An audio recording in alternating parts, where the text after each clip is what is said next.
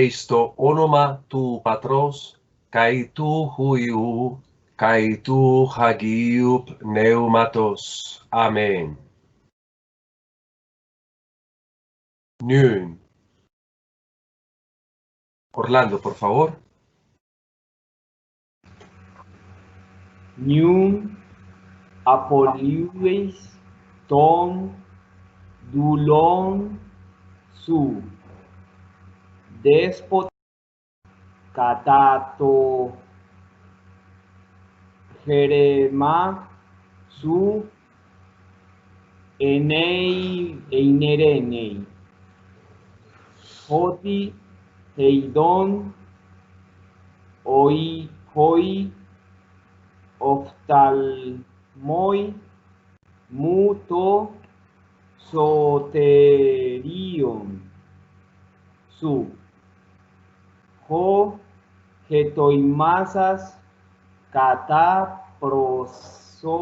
prosopon panton ton laon fos heis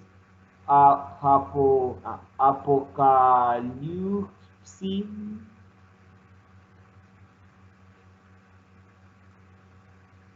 et non kai doxan lao su Israel. Aire María. Dani, por favor.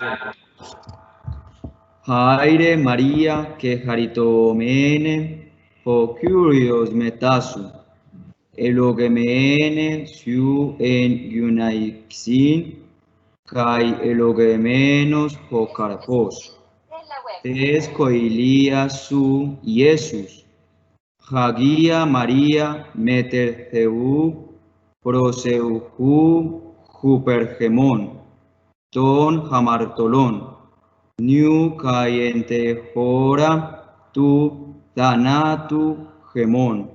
Amén. Eisto onoma tu patros, kai tu huiu, kai tu hagiup pneumatos. Amén. Bueno, muy buenos días para todos. Espero que se encuentren bien. Les agradezco a Orlando y a Dani por la oración. Vamos a continuar la clase que teníamos nosotros y que habíamos suspendido en el análisis de la tercera declinación de los temas que terminan en una consonante, en este caso muda.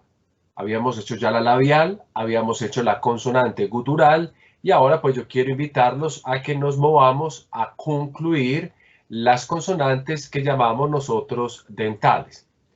Antes de que nos vamos propiamente a entrar en materia, yo quisiera preguntar si hay alguno de ustedes que por el ejercicio de estudio que han hecho encuentra alguna dificultad o cree que la cosa está siendo clara pese a, pues obviamente, la dificultad que esto pueda tener, que tampoco es una dificultad grandísima. Pero quiero preguntar si hay alguno de ustedes que tenga alguna dificultad y crea que la debamos mirar.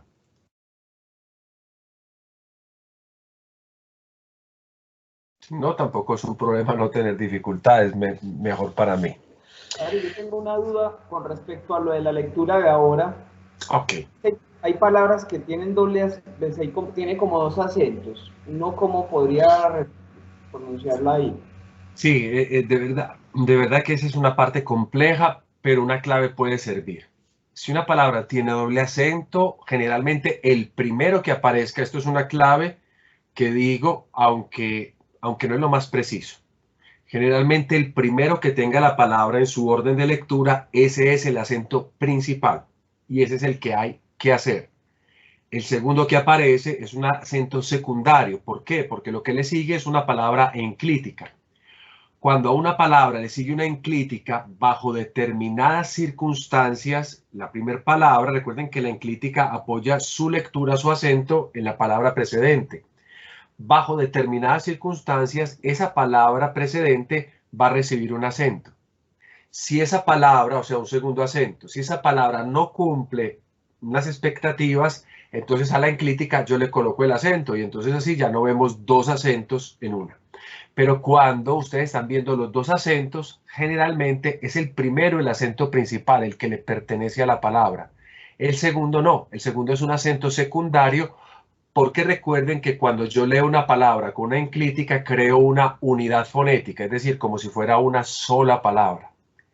Y debemos recordar que el griego pronuncia los acentos de manera trisilábica. Entonces, en esa medida, quedaría muy largo colocar el primer acento acá y después una palabra larguísima que va mucho más allá de 3 sílabas. Entonces, por eso el griego agrega otro acento. Puede que no sea familiar para ustedes, pero cuando uno ya está acostumbrado a esta lengua, uno necesita ese sonido. Y cuando uno no lo hace, uno ya ve que ahí hay un error. Ustedes ven que yo a veces les corrijo cuando pronuncian un verbo, conjugan un verbo y está mal conjugado, porque al oído yo ya necesito esa diferencia. Y eso es una cosa a la cual pues ustedes con el tiempo se podrían acostumbrar más. Orlando, ¿está bien así o me vas a preguntar alguna otra cosita? Ah, sí, está muy bien, padre, muchas gracias. Bien, vámonos entonces a trabajar la lección en la que nosotros estábamos el día de antier. Estábamos trabajando un modelo que era el modelo de PAIS, PAI2G. Les había yo anunciado que era un modelo irregular.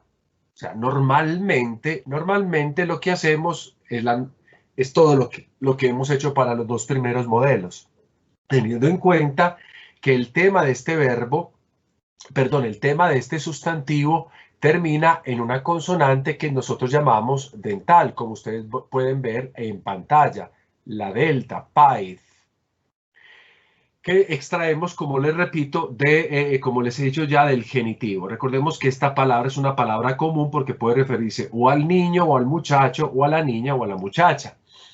He querido traer esta palabra irregular porque el comportamiento normal de todas las palabras que se declinan en este grupo, es decir, de los sustantivos masculinos y femeninos que terminan en consonante muda, que puede ser labial, gutural o dental, todos esos sustantivos funcionan como lo que hemos visto hasta este momento, es decir, que el nominativo es sigmático, que el acusativo singular repite o copia lo mismo del nominativo singular, o sea que también será sigmático.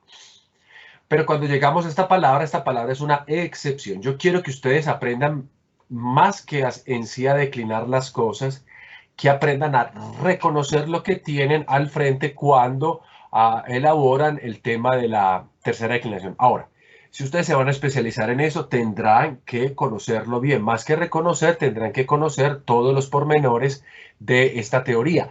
Sin embargo, para el nivel en el que ustedes se encuentran, que es un nivel de introducción, basta con que aprendan a reconocer las cosas. ¿Y qué tenemos entonces en esta palabra PAIS, PAI2G? Tenemos las excepciones. El nominativo va a seguir siendo sigmático. Recuerden que cuando coloco el sigma al tema, que sería PAID, pues la dental cae, la dental se pierde y nos va a quedar PAIS, con este acento circunflejo que ustedes ven acá. Realmente tenemos una palabra monosilábica, porque aquí no podemos hacer sino una sola sílaba. Vean que acá tenemos un diptongo. El diptongo fuerte, débil, alfa, iota. PAIS. Siguiendo este mismo modelo, la excepción la vamos a encontrar acá, en el tema del vocativo. Se supone que en este grupo de declinación el vocativo tendría que ser igual al nominativo, es decir, ser sigmático, y en cambio no lo es. Aquí se hace en tema puro. Esto para que vean que toda regla puede tener esa ruptura con una excepción. Como las palabras no pueden terminar, recuerden, sino en 5 tipos de consonante, la sigma, la nu, la ro, la psi, la xi, entonces yo no puedo dejar el tema puro en PAID. La delta cae. Cayó de hecho y me queda simplemente pi con su acento circunflejo. Recuerden que este es un diptongo que puede ser de dos clases. Sin embargo, aquí vamos a tener un diptongo siempre propio. Alguna vez, ustedes más adelante podrán con mayor estudio preguntarse por qué estoy diciendo esto, pero obviamente yo no voy a aclarar esto para no enredar más las cosas. En el caso acusativo singular, colocábamos el tema paid y simplemente añadíamos la alfa breve a una tempestad paida, y creo que habíamos llegado, no, sí, habíamos hecho también el genitivo y el dativo. Y paidos, lo mismo, tema más su terminación os, paidos, pero les hacía ver que el acento se movió, que no se quedó en el punto original del nominativo singular. Eso es un punto al cual yo voy a llegar ahorita a explicar. Paidí, dativo singular, en el cual ustedes encontraron la misma situación del acento, el acento que se mueve hacia el final, para con un niño. Ahora yo voy a concluir este ejercicio que estamos haciendo para terminar por fin este paradigma y ver todas las peculiaridades que pueden encontrarse un estudiante de griego en este tipo de declinación. Como ven, es siempre la declinación que dejamos para el final porque es muy irregular a veces. No es tan fija como la primera o la segunda declinación. Entonces, para seguir, vamos a continuar colocando, como lo hemos hecho hasta este momento, colocamos el tema que es paid y agregamos la terminación del nominativo plural. ¿Cuál va a ser la terminación en este tipo de configuración de declinación? Ya la sabemos. La terminación es esa terminación es que ustedes ven ahí, en ese cuadrito que no debemos olvidar. Y observen, yo voy a colocar el acento circunflejo donde estaba también en el nominativo, paides. Recuerden, queridos muchachos, que este acento circunflejo en penúltima sílaba que llamamos properispómeno, puede estar ahí. Esto primero que todo es una sílaba larga, hay, puede estar ahí a condición de que la última sílaba sea breve. Y vemos una épsilon, que es una vocal breve. En este caso nosotros tenemos la palabra niños o niñas, todo dependiendo de a qué género se refiera. Paides. En este mismo caso, nosotros vamos a tener el vocativo plural de igual manera que el nominativo plural. O sea, vamos a repetir, no tenemos como muchas más historias que hacer, y vale la misma explicación que he hecho para el nominativo plural, la puedo aplicar acá a este caso del vocativo plural. Aquí tenemos la expresión o niños. O niños. No hay mucho que decir al respecto, igual tampoco hay mucho que decir cuando tenemos el caso del acusativo plural. Yo los invitaría a que intentasen con todos los medios ya de ir asimilando qué terminación le corresponde a qué caso y cómo funciona, cuál es la lógica en cuanto haya que cambiar un tema. ¿Por qué? Porque tenerlo ya listo, eso es asegurarse simplemente un poco de repaso y basta. Sin embargo, si ustedes simplemente copian sin analizar, sin asimilar o sin retener, pues obviamente esto se va llenando de más conocimientos por intentar y aplazándolos en el tiempo, de manera que la cosa se vuelve casi que imposible. Ahora vamos entonces al caso del acusativo, la misma historia, el tema que concluye en dental, agrego la terminación propia que ya nosotros tenemos en el cuadrito dos terminaciones, o as o la otra, pero aquí vamos a aplicar as, y recordemos que esa alfa de esta terminación del acusativo plural se considera breve, y si se considera breve, entonces yo puedo seguir manteniendo el acento circunflejo sobre la primera sílaba o la penúltima sílaba, es decir, acento properispómeno. Paidas, paidas, que generalmente traducimos nosotros como niños o a unos o unas niños o niñas. Pairas, pairas.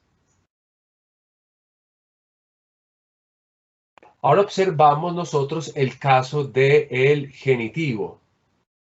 En el caso del genitivo, hacemos la misma historia. Agregamos al tema que ya tenemos elaborado la terminación propia del genitivo plural, que es una on. El acento circunflejo, pregunto yo, ¿se puede quedar circunflejo o no?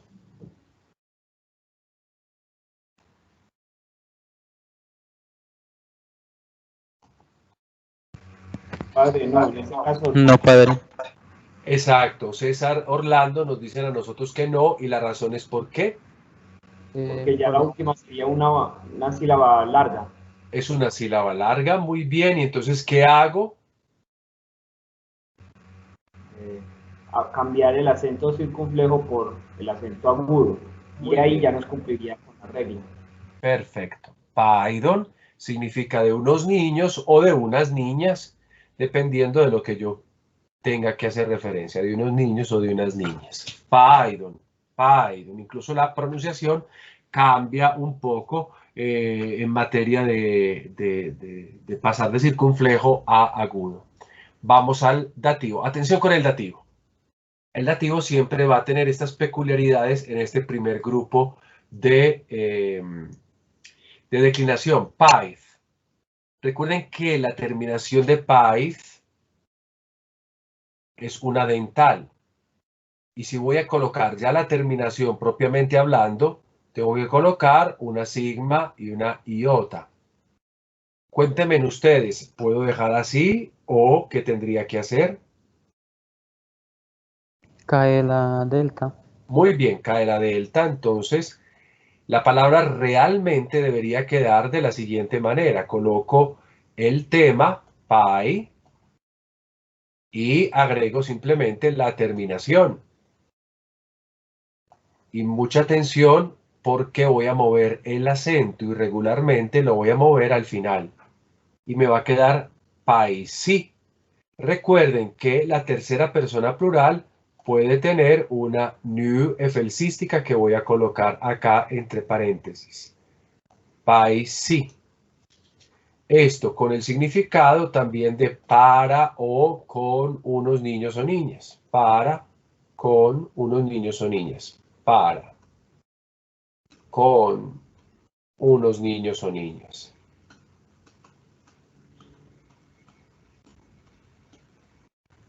Esta caída pues era previsible por la presencia del sigma. Entonces la palabra podría solo quedar así. Paisi. Paisi.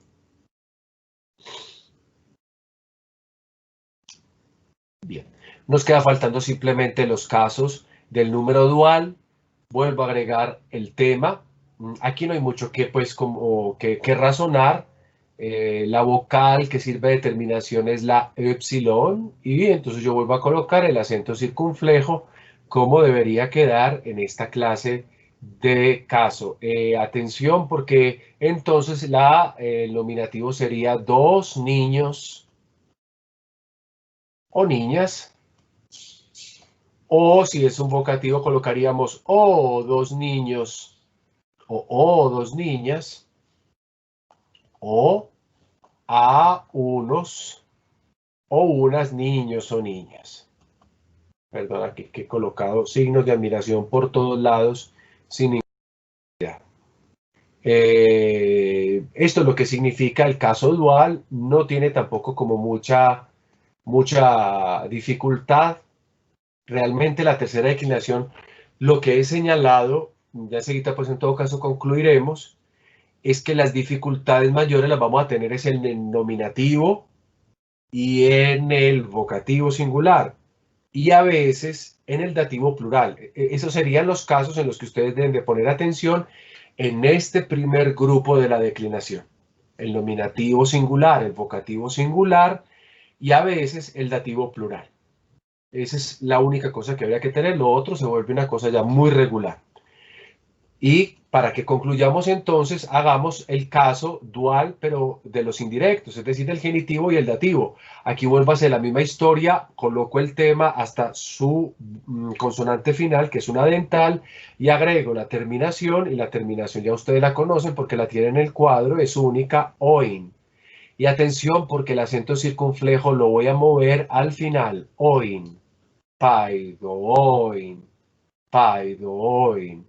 que podría significar, si es un genitivo, de, si es un dativo, para o con dos niños o niñas. Aquí tenemos nosotros toda la declinación ya elaborada, de manera que podemos tranquilamente tener esto como modelo. He puesto una palabra irregular esta vez. Las primeras dos palabras que puse yo, es decir, lailapos, G, es la palabra tormenta, es muy regular, entonces no hay ningún problema. Había colocado fiulax, fiulacos, jo, la palabra centinela es muy regular y la mayoría son regulares. Esta vez he querido colocar pais, paidos y finalmente joje. No es una palabra regular porque yo quiero que ustedes vean que pais, paidos, joje tiene esa dificultad. Como otras palabras van a encontrar la dificultad de la irregularidad durante esta declinación. ¿Qué más podemos decir? Pues bien, les voy a mostrar acá el cuadro completo de esta declinación por si quieren tomar una foto, hacer un pantallazo. Observen acá, como les he dicho, que la dificultad generalmente la vamos a tener es en el caso del nominativo y del vocativo, como se logra ver acá, y en este caso a veces del dativo plural. Ahí es donde nosotros tenemos que colocar atención. La pregunta que nos tenemos que hacer nosotros es ¿qué pasó acá con esto, con los acentos? ¿Por qué los acentos hicieron estos cambios tan extraños? Yo enseguida que les dé las palabras que se pueden declinar como esta, les diré por qué y les enseñaré qué hay que hacer en este tipo de casos. Por el momento, basta que ustedes observen lo siguiente. Estas son palabras que funcionan como pais, paidos, joje. Por ejemplo, una palabra que va a aparecer en el vocabulario, elpis, elpidos, ge, que significa esperanza. Elpis, elpidos, ge. Mucha atención porque esa palabrita, miren que el tema termina en delta y funciona. Es una palabra femenina, esperanza. Realmente es muy regular, no tiene los mismos problemas que tenemos nosotros con pais, paidos, joje. Ustedes pueden averiguar, ahí hay libros en la biblioteca en donde elpis, elpidos, ge ya está declinado, por si quisieran confrontar. Bueno, en la biblioteca del Mayor, yo no sé si en las otras bibliotecas si tengan libros o gramáticas de griego. Atención porque les va a aparecer también en el taller una palabra, pus, podos, jo. Y miren que hay una diferencia. Pus, como la vez pasada, gyune, gyunaikos, ge, mujer. Aquí aparece pus, podos, jo. Atención porque esta palabra pie al nominativo no se parece mucho al tema del genitivo. Entonces van a ver que van a tener ese tipo de irregularidades, porque es muy normal encontrar acá ese tipo de situaciones. Y finalmente, otra palabra que van a encontrar en su vocabulario es fraguis, fraguidos, ge, que significa sello. Yo quisiera que ustedes vieran acá el acento del nominativo, ese es fraguis, pero el acento se vuelve circunflejo cuando yo estoy en el genitivo. Pregunto entonces, esa iota que ustedes ven ahí es una iota que tiene una doble cantidad. Recuerden que las iotas como las y pueden ser o largas o breves, también como el alfa. Hago una pregunta de casuística, a ver si se recuerdan. ¿Esa iota será breve o será larga?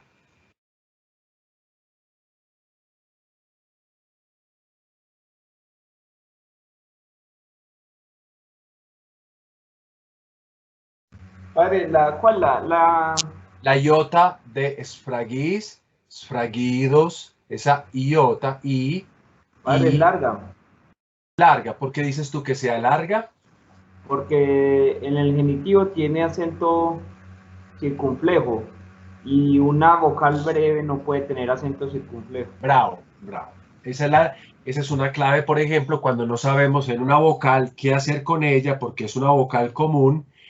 Si tiene ese acento circunflejo, eso querrá decir que esa vocal no es una vocal breve, sino que es una vocal larga, porque tiene que suceder de esa manera. Bien, dicha estas tres palabras se pueden declinar bajo el modelo de Elpis, perdón, bajo el modelo de PAIS, PAI2, JO o G. PAIS, PAI2, JO o G. Lo recuerdo para que ustedes a la hora de hacer el taller puedan tener el modelo de referencia. Bien, ahora sí, voy a explicar un poquito esto. ¿Alguien va a preguntar? Sí. Padre, lo que pasa es que en el Benedictus nosotros tenemos Paidion y no concuerda de pronto con lo que hemos visto, entonces, ¿cómo podría ser? Porque no es PAI, porque a ver, no es el sustantivo en cuanto tal, este que estamos viendo, país, PAI2, OG, es otra cosa. Que bien, significa lo mismo, niño, infante, pero no es esa misma palabra, es otra palabra, es otra manera de escribir esa palabra, si queremos decirlo así, y está ahí con un sufijo, que es una cosa que no hemos visto nosotros. Entonces, por ejemplo, usted encuentra paidion, ion, y ese ion, ¿de dónde viene? Si durante la declinación no hemos visto una terminación que sea ion. Realmente es otra cosa, Felipe. Si ustedes ahorita cogen, por ejemplo, el diccionario y buscan esa palabra, podrán encontrar dos palabras. Bueno, no sé, dependiendo también del diccionario, si es bueno o no es bueno. Pero van a encontrar dos formas de esa palabra. Una forma muy regular, que es esa de paidion. Te pregunto, Pipe, paidion, ¿cómo de qué declinación podría ser? Si termina en o, microninu. De la segunda. Exacto, exacto. Hay una palabra paidion que podría ser declinada bajo la segunda declinación y esta palabra pais, pai2 o g. Sucede con varias palabras en griego, no es la única vez. Hay otras palabras en griego que les pasa un poco lo mismo, que se pasean entre declinaciones. Pero también esa palabra podría ser un sufijo. También en griego existe el superlativo y el diminutivo, como para decir niño, para decir niñito. Y aquí podría suceder eso. Eso dependerá de la interpretación y del análisis que se haga de esa palabra. No sé si es claro, Pipe, un poco eso al menos para pintar la palabra.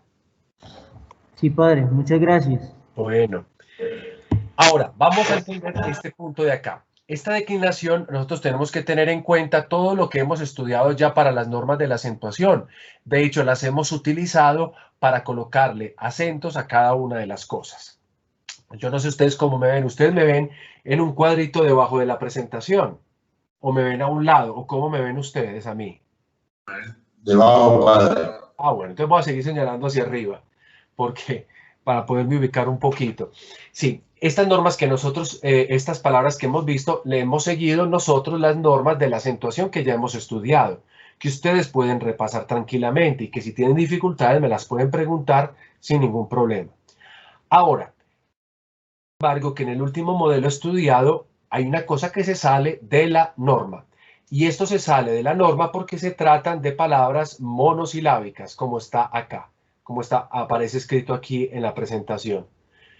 Vamos a tener en cuenta que los monosílabos en la tercera declinación tienen un comportamiento particular. Y esto es bien interesante, sobre todo para quienes hacen el estudio de la lengua griega. Los monosílabos se comportan un poco ambiguamente, un poco diversamente. ¿Cómo así? Primero, todos los monosílabos van a conservar su acento en los casos directos. Es decir, en esa sílaba donde aparece, porque es un monosílabo, ahí vamos a tener su acento, ahí. puestecito. Según como aparezca en el nominativo singular, así va a aparecer en el vocativo y así va a aparecer en el acusativo, singular o plural. Entonces conservan su acento o conservan el acento sobre la sílaba del tema en los casos directos. Ahí se va a quedar el acento. Pero atención, cuando llegamos a los casos indirectos, vamos a mover ese acento de ese lugar y lo vamos a llevar hacia la terminación. Si la terminación es breve, recuerden que para que sea breve tiene que contener una vocal breve, el acento que vamos a colocar es agudo. Si en cambio la terminación es larga, recuerden que larga puede ser o una vocal larga o un diptongo que en estos casos se considere largo, vamos a cambiar el acento y lo vamos a volver circunflejo. Estas dos normas nos van a ayudar muchísimo. Yo recuerdo siempre que toda regla en estas lenguas siempre tienen excepciones. En los casos directos vamos a dejar el acento sobre la sílaba del tema, el que sea el acento, si es circunflejo, circunflejo, si es agudo, agudo. Pero cuando lleguemos a declinar los casos indirectos, vamos a mover el acento, lo trasladamos hacia los casos indirectos. Y en esos casos indirectos no vamos a colocar cualquier acento, vamos a fijarnos en la sílaba. Si la sílaba es breve, entonces yo colocaré un acento agudo. Y si la sílaba es larga, pues colocaré un acento circunflejo. Para que esto no quede como pintado y ya, como un poco de chino, una cosa china en griego, pues les coloco un ejemplito, de manera que así podamos entender esto que yo estoy diciendo. Voy a colocar otra palabra. Esta palabra es bien interesante, la palabra fleps, que ustedes ven acá. Fleps, flebos, ge. ¿A qué se parecerá esta palabra en nuestra lengua? Significa vena, vena. Fleps, flebos, ge. ¿En qué palabra en español, por ejemplo, del mundo médico, podemos encontrar este concepto? ¿Alguno sabe? Seguramente no, porque no son viejitos, o no son mayores, o no les ha tocado sufrir de eso. ¿No han escuchado ustedes la palabra flebitis? Sus mamás, sus papás no se quejan o sus abuelos de la flebitis. Una inflamación en las venas. Pues bien, aquí tenemos esta palabra. Entonces yo los invito a que me la observen. Primero que todo, lo que tenemos es un monosílabo. Observen que el monosílabo se puede observar, se puede encontrar en el nominativo singular. Aquí tenemos el monosílabo, fleps. Ese es el nominativo. Atención, porque entonces el nominativo tiene dentro de su tema el acento oxítono o agudo, que lo debo de mantener durante todos los casos directos. Y obsérvenlo acá, fleps en el nominativo singular, flebes en el nominativo plural, fleps en el singular, flebes en el vocativo plural y fleba en el acusativo singular y flebas en el acusativo plural. Observen que también se pueden aprender las terminaciones con este juego, porque aquí nada, aquí es, nada es, y aquí a y después as. Eso también puede ayudar.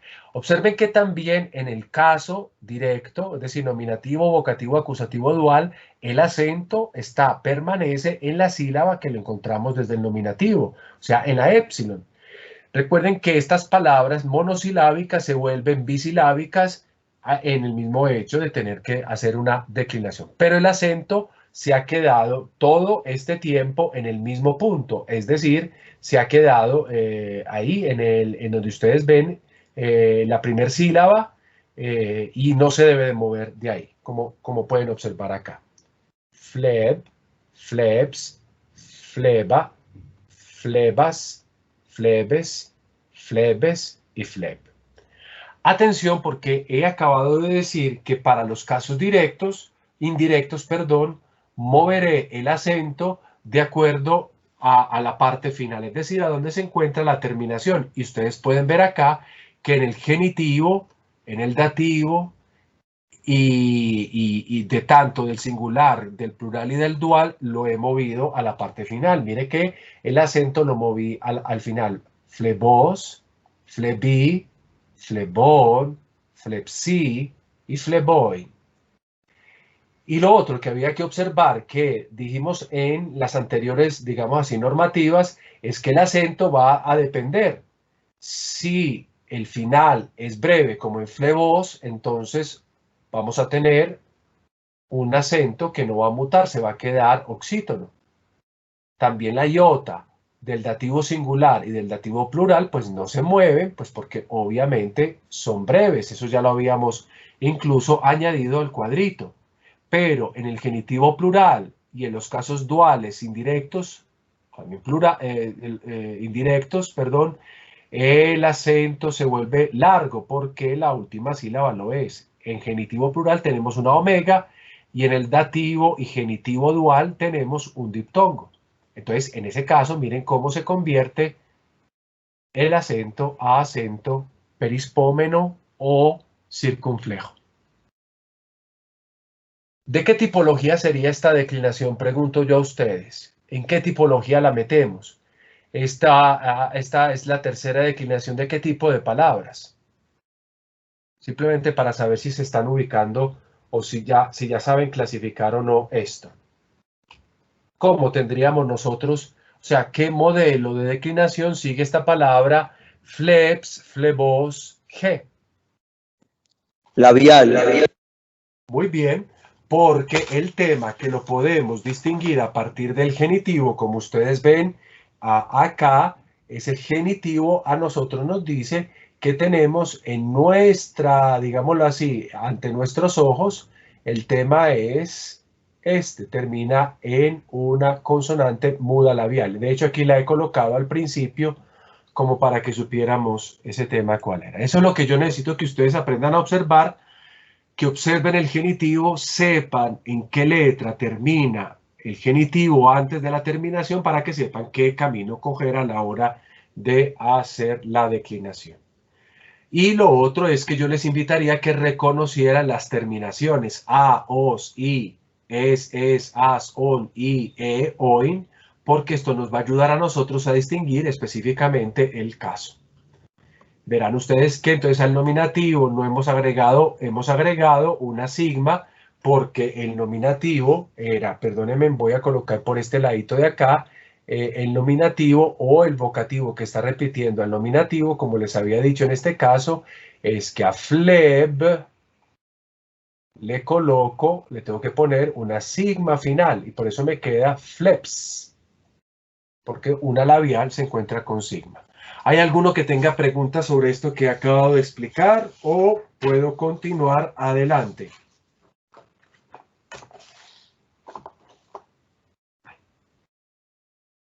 Bueno, entonces voy a continuar. Hemos escrito dos normas para la acentuación, pero atención, porque aquí aparece una tercera norma.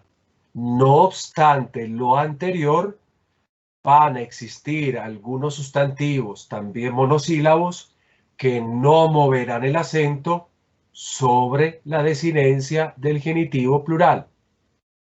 Atención, porque esto sí es importante, porque desgraciadamente esta norma que aparece acá, que es como una excepción a lo que acabamos de decir, más que propiamente una norma, se cumple en palabras muy utilizadas tanto dentro de la literatura griega clásica como dentro de la literatura griega koine.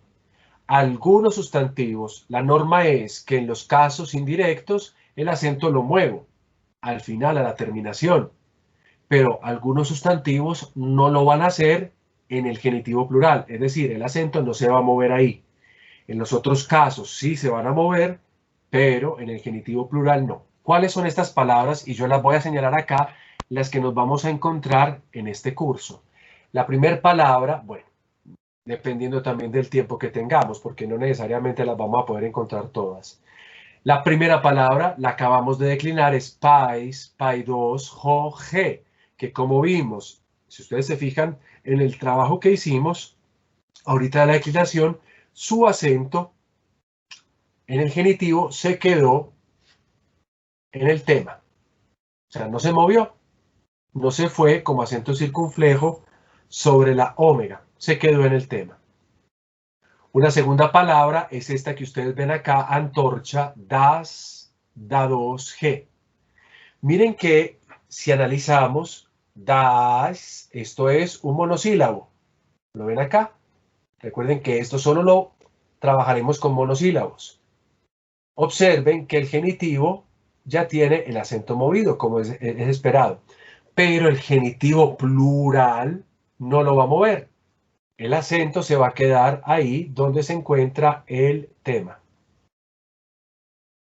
Dadon, de unas antorchas.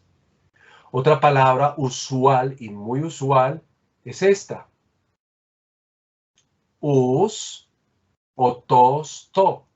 Vean que también aquí hay un monosílabo y también se mueve el acento en el genitivo singular, como en el resto de casos de los indirectos, excepto en el genitivo plural.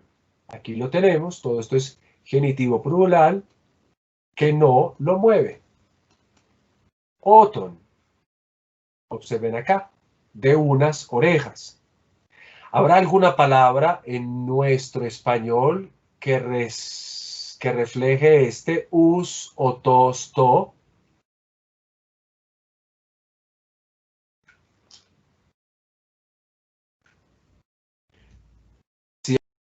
Fleps, flebos, G, para decir vena y para decir flebitis.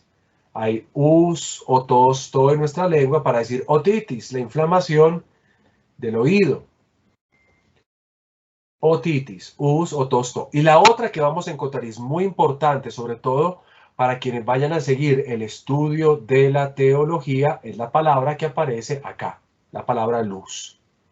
Palabra muy usual en toda la literatura griega y especialmente para quienes siguen en la teología van a encontrar que Jesucristo en el Evangelio de Juan dice ego eimi phos.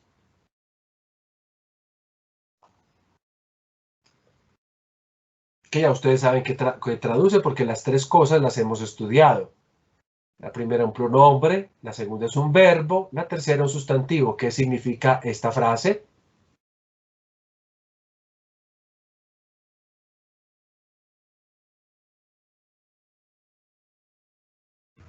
Yo soy la luz, Padre. Yo soy la luz. Bravo, yo soy la luz. Pues ya ustedes ven que el Evangelio ya se puede traducir y pregunto, este ego eimi phos, ¿qué clase de proposición es? ¿Es verbal? ¿Es nominal? ¿Es proposición nominal? ¿Qué es?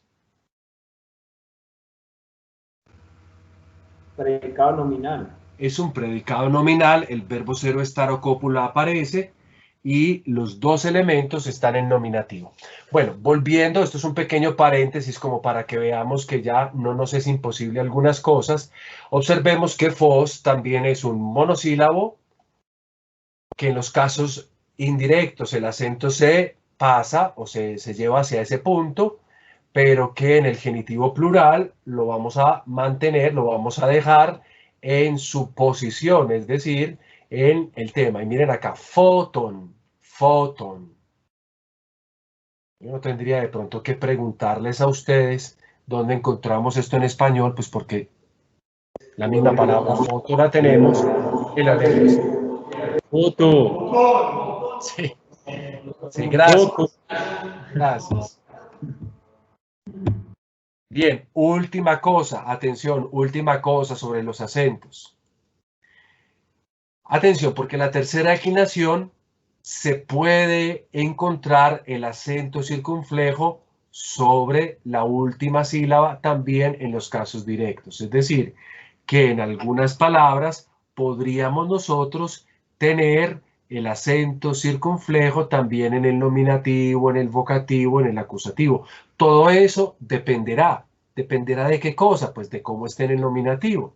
Entonces, esto no es propiamente una norma en sí, sino por si alguno puede confundirse. Recuerde que en el nominativo pues puede aparecer o un acento circunflejo, agudo o un acento circunflejo. Como por ejemplo lo vimos para el caso de pais, paidos ho. Observen que acá esto es el nominativo y tiene acento circunflejo. Y así hay muchas otras palabras. Por ejemplo, la palabra pez, ichthus, puede aparecer como ichthus, pez. Es indiferente. En algunas literaturas a veces aparece con el acento circunflejo, perdón, el acento agudo, y otras aparece con el acento circunflejo. ¿Por qué? Bueno, habrá muchas razones de tipo histórico que nos lo puedan justificar. Esta palabra, ¿por qué es interesante para nosotros los cristianos?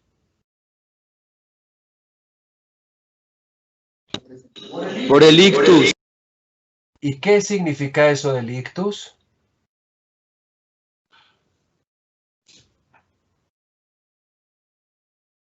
Es un signo de los cristianos. Exacto. Es un signo de los cristianos, dicen ustedes. Aquí lo voy a colocar para que al menos esto por cultura general griega lo sepamos. He colocado ictus en mayúsculas porque así es como nos va a aparecer en manuscritos antiguos. Entonces lo voy a escribir en mayúscula. La iota significa esto. Por si alguno no lo sabe, lo sepa ya. ¿Qué dice acá? Perdónenme que esté escrito así, pero es que no tengo mucho más espacio. Muy bien, Jesús, atención.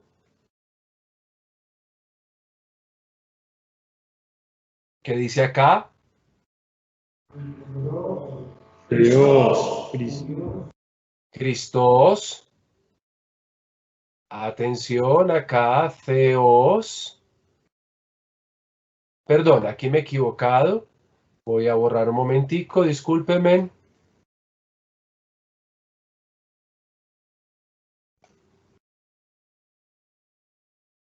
¿Qué dice acá? Muy bien. Muy bien.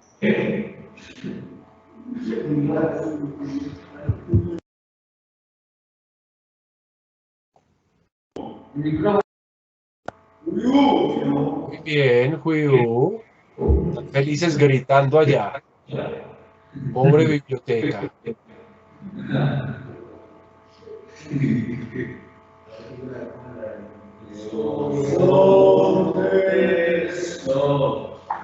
Aquí tenemos entonces la palabra y Jesús Christos Theou Huios Soter, que significa Jesucristo de Dios Hijo Salvador. Aquí tenemos nosotros lo que sería,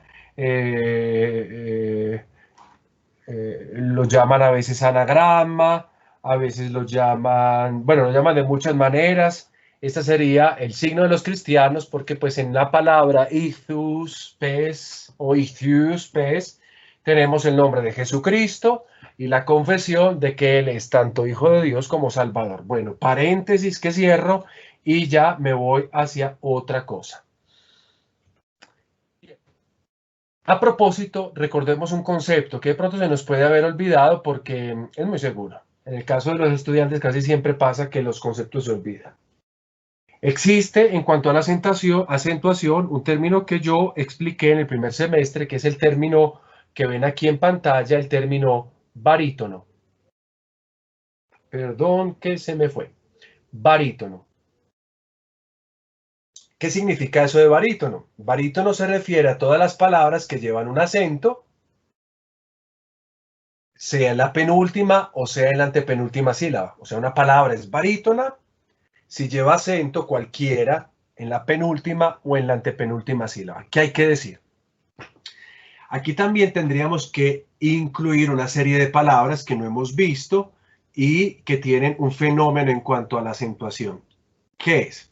A la acentuación, perdón, y a la terminación.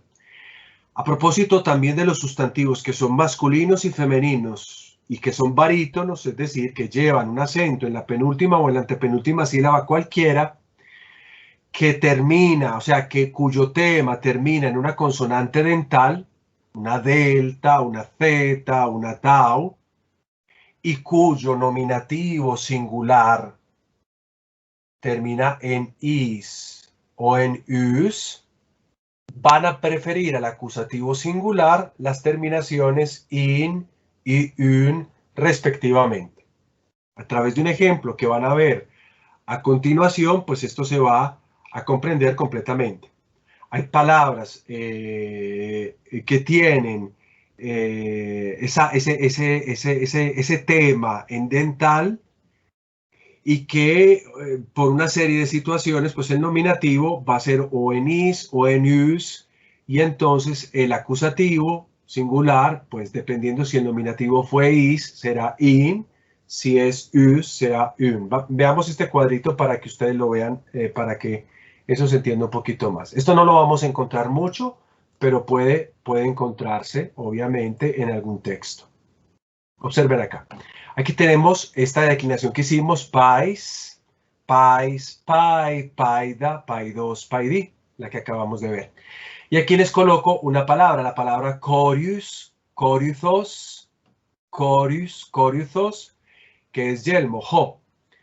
Corius. Miren, observe, miren acá que corius, en este caso el nominativo va a terminar, es un nominativo sigmático.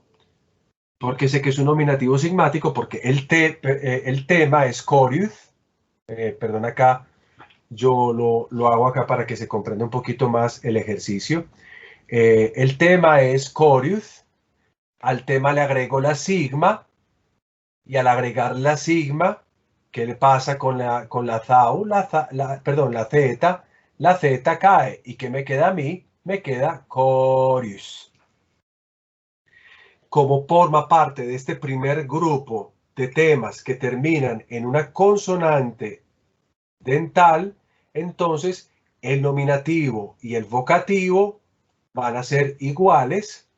Recuerden que esto es una excepción.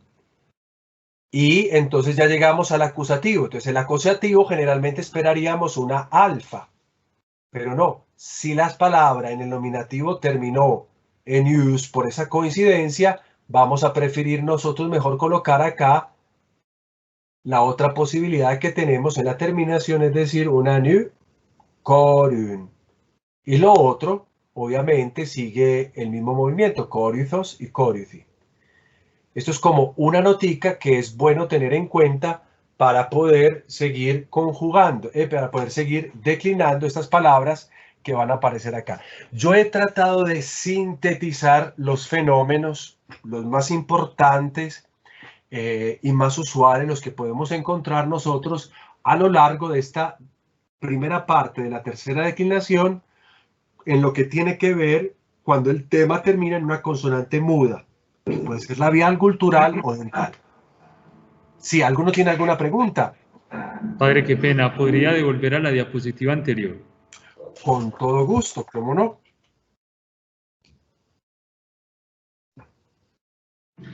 Gracias, Padre.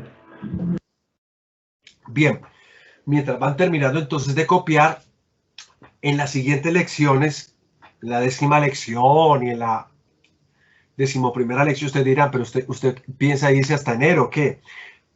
Yo no sé, pero hasta dónde lleguemos, porque siempre es un hasta dónde lleguemos, yo iré afrontando los otros grupos de sustantivos que pertenecen a la tercera declinación. Yo creo que por el momento basta saber que la dinámica general de esta declinación ya se encuentra explicada en los 3 primeros paradigmas que he expuesto y gracias a los cuales podemos saber cómo funciona la flexión pues, de un número importante de sustantivos griegos. Solo queda un elemento acá, cuando las palabras terminan en consonante compuesta. Si ustedes se fijan en el primer cuadrito que hicimos, pues en ese primer cuadrito que hicimos aparecen las consonantes mudas, labiales, guturales y dentales, pero aparecen 2 tipos de dentales, la simple y la compuesta.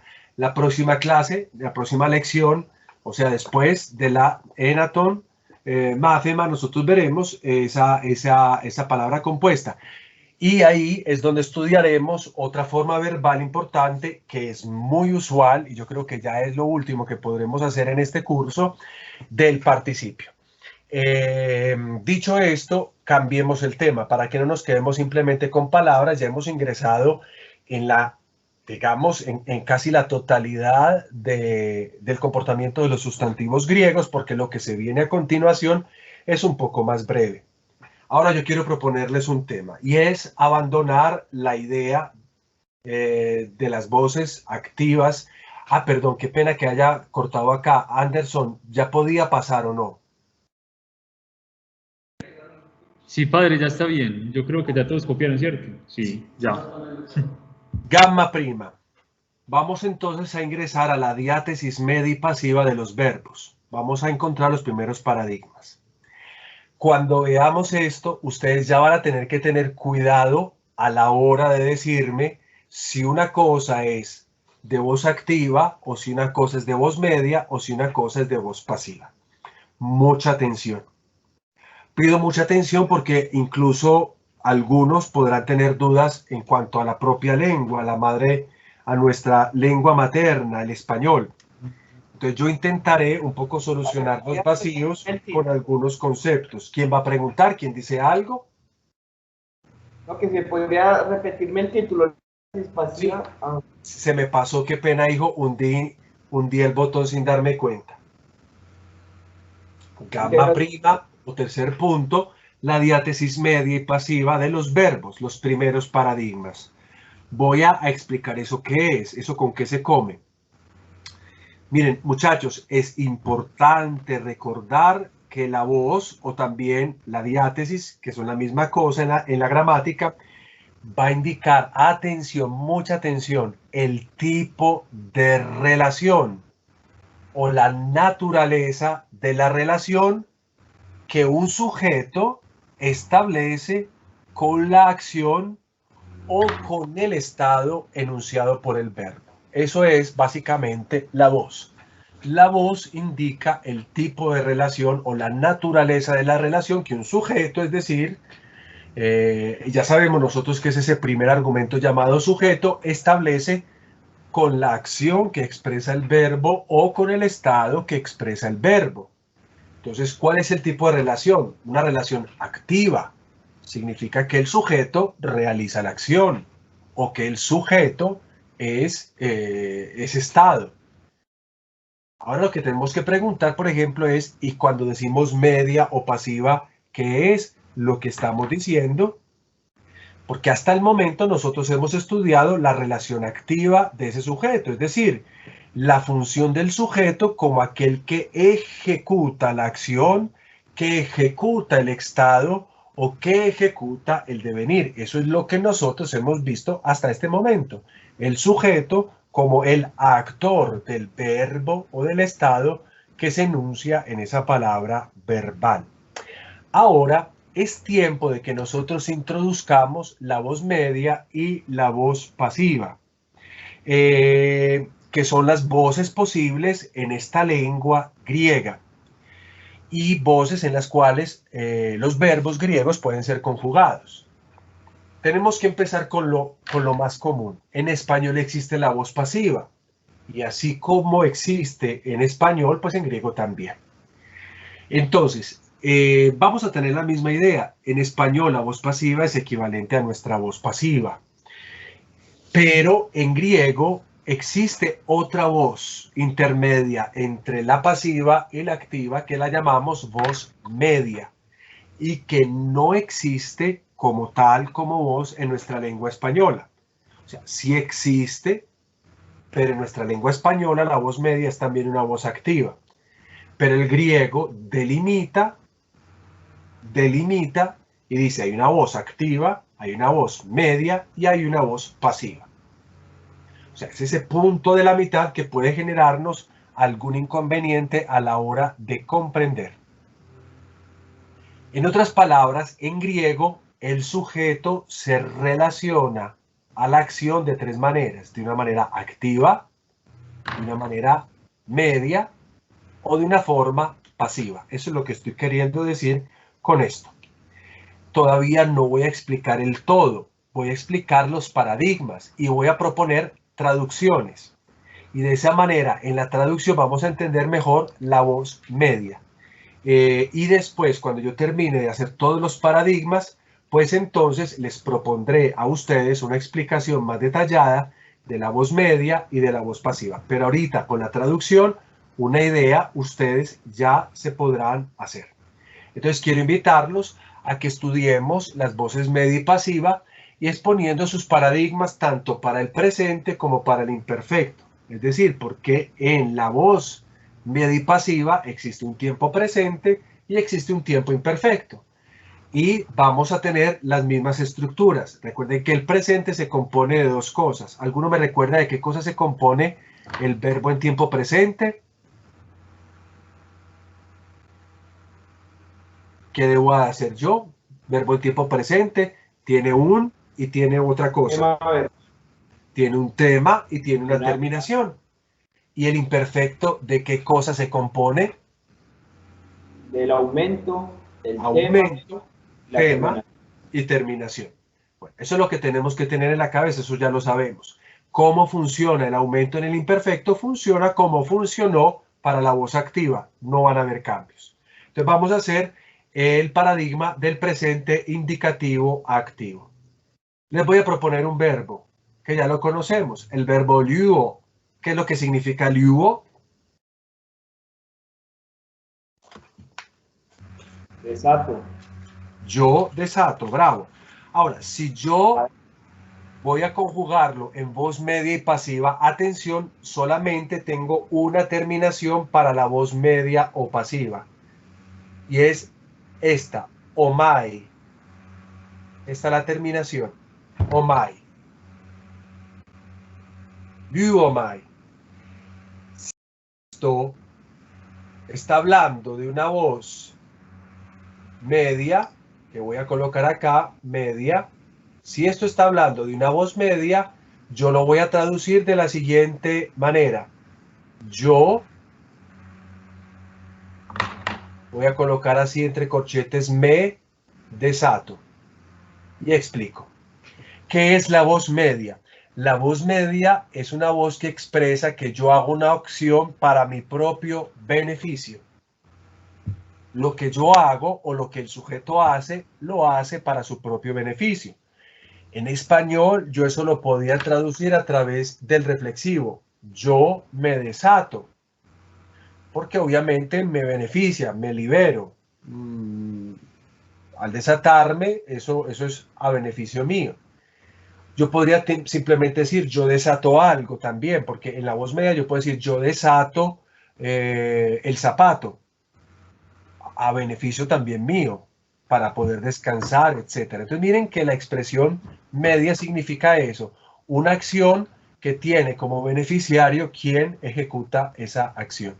Se puede traducir con yo me desato, pero tengan en cuenta que yo lo puedo traducir como yo desato una cosa para mi propio beneficio.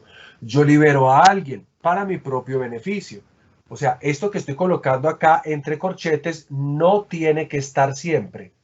Lo que tiene que estar es la idea del propio beneficio. Bien. Parece la voz media. Esa es la voz media. Sí, mira que aquí lo coloqué, media. Pero entonces, luomai, estamos construyendo el paradigma del presente indicativo activo, pero en voz media. No, hijo. Presente indicativo, voz media, no activo. Ah, perdón, sí. O sea, media. Y sí. esta es la media, pero atención, es también la pasiva. O sea, tenemos una forma sola para expresar la voz media o para expresar la voz pasiva. Es decir, a nosotros nos toca en un contexto o en un texto identificar de qué voz estamos hablando, si de la media o de la pasiva. El griego se vuelve un poco más complejo, o sea, ustedes tienen un texto y tienen que definir si el luomai que les aparece ahí está en voz media, en presente indicativo medio o en presente indicativo pasivo. ¿Cómo se traduciría Liuomai en voz pasiva? ¿Quién me lo sabe traducir?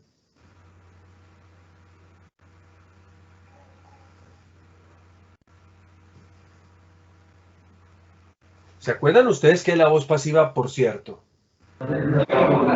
Padre, soy desatado. Exactamente. El sujeto es el que sufre la acción, no la realiza, la padece. Entonces yo digo acá, soy desatado.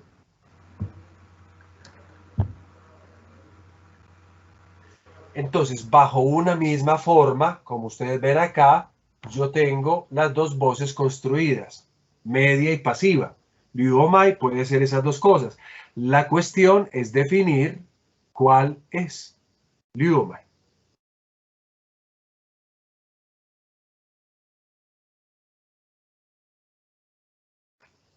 Liuomai. Bien. Ahora nos vamos para la segunda persona del singular. Voy a agregar simplemente esto, una eta con una iota suscrita, lue. Lue. ¿Cómo traduciría esto en voz media? Pregunto a alguno de ustedes, la voz media.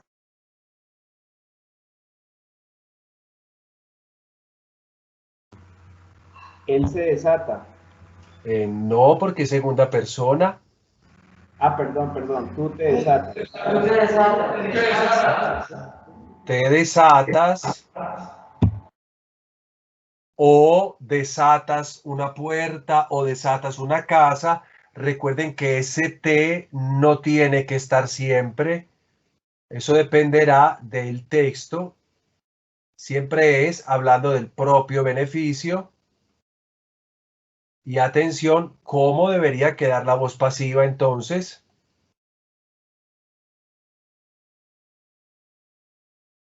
Desatado. Eres desatado, bravo. Eres desatado o liberado. Voy a explicar una pequeña historia con esto que está acá antes de que concluyamos y vamos al ejercicio, a concluir el ejercicio de Anderson. ¿Cuál es la pequeña historia? En la antigüedad, y esto lo vamos a encontrar en algunos otros verbos, esta no era la terminación. La terminación era esta, sa, i. Era así. Esta era la terminación. Lo explico porque en otros verbos puede aparecer esai. Esa era la terminación. ¿Qué pasó en el tiempo? En el tiempo, la sigma fue cayendo, se perdió. Y eso hizo que quedaran estas tres consonantes, estas tres vocales que experimentaron lo que nosotros ya conocemos como la contracción. Cuando dos vocales, una de timbre claro con timbre medio, se encuentran, ¿cuál vence?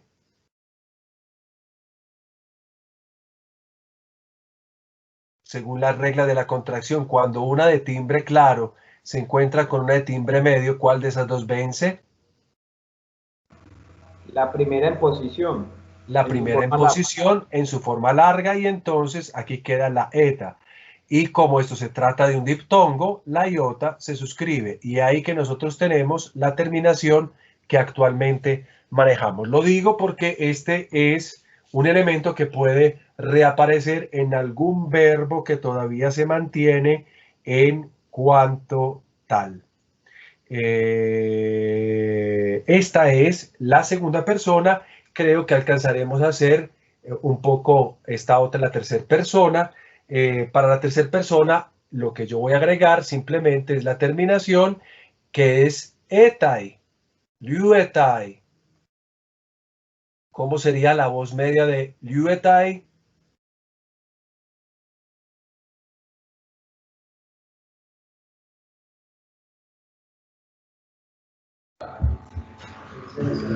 Se desata. Se desata. ¿Y cómo sería la voz pasiva?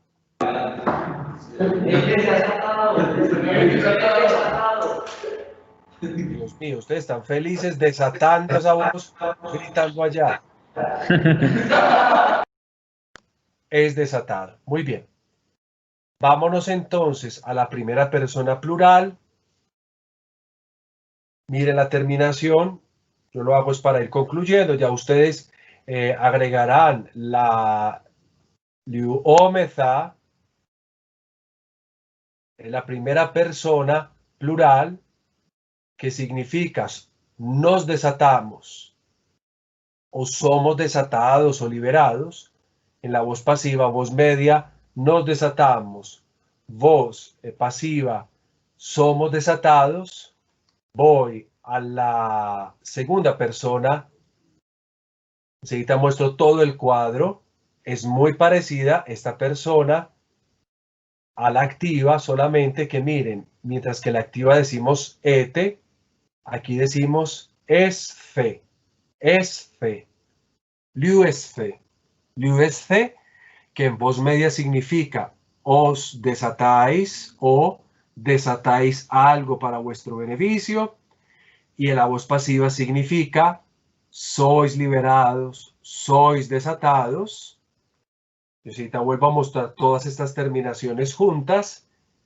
En la tercera persona tendremos la terminación ontai, luontai, luontai.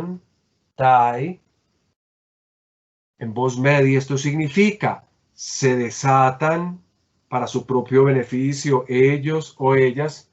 Ontai, perdón de pronto que al final no se pueda, esto quede como mal escrito, entonces lo vuelvo a reescribir. Ontai. O en voz pasiva son desatados, son liberados. Y terminamos con la segunda persona del dual, que va a ser la misma de la tercera persona. Se parece mucho a la terminación que ya hemos conocido para la voz activa. Liu es thon. Liu es thon, que significa vosotros dos os desatáis o vosotros dos desatáis lo que sea para vuestro beneficio. O en voz pasiva significaría sois desatados.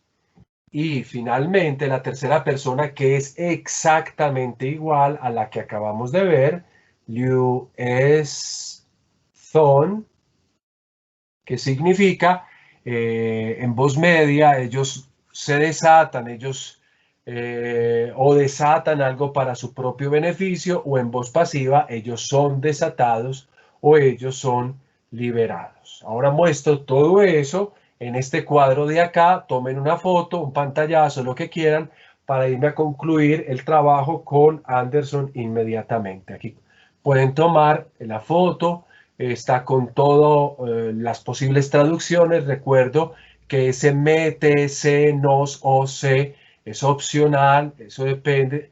En la traducción tiene que quedar idea de que es algo para el beneficio personal.